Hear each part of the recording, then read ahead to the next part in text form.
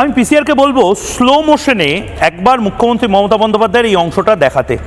আপনারা তাহলে হয়তো বুঝতে পারবেন মুখ্যমন্ত্রী মমতা বন্দ্যোপাধ্যায় এই মুহূর্তে ক্যামেরার সামনেও নিজের বিরক্তি, নিজের ফ্রাস্ট্রেশন, নিজের বিষণ্ণতা ঢেকে রাখতে পারছেন না। এই দেখুন দেখুন, ইসলামপুর কানাইলাল চোপড়া, কানাইলাল আগরওয়াল। আমার এখানে গোলাম রাব্বানি আছে, জায়গাগুলো তো লেখনি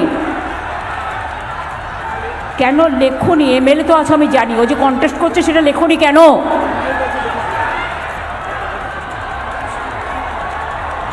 যেন মনে করেন ভগবান।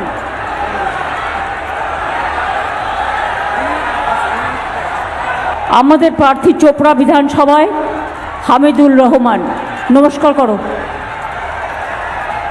ইসলামপুর কানাইলাল চোপড়া, কানাইলাল আগরওয়াল। মুখ্যমন্ত্রী মমতা বন্দ্যোপাধ্যায়, আপনারা যদি এই ক্লিপটা পুরোটা দেখেন তাহলে বুঝতে পারবেন মুখ্যমন্ত্রী মমতা বন্দ্যোপাধ্যায় নিজে তিনি কনভিন্সড হয়ে গেছেন, তিনি কনফিডেন্ট যে তিনি নিজে আর ফিরছেন না। তার সঙ্গে তার সহকর্মীরা নেই, তার সঙ্গে তার সহযোদ্ধারা নেই। তার মুখে বিরক্তি ফুটে উঠছে, তিনি কথায় কথায় মাথা গরম করে ফেলছেন, মেজাজ হারাচ্ছেন।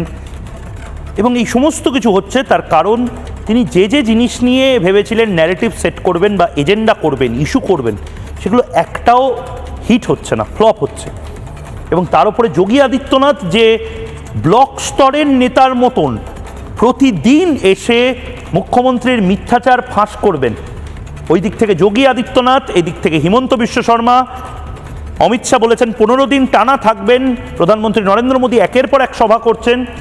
মুখ্যমন্ত্রী মমতা বন্দ্যোপাধ্যায়ের যারা টিম ম্যানেজার তারা প্যানিকড হয়ে গেছে।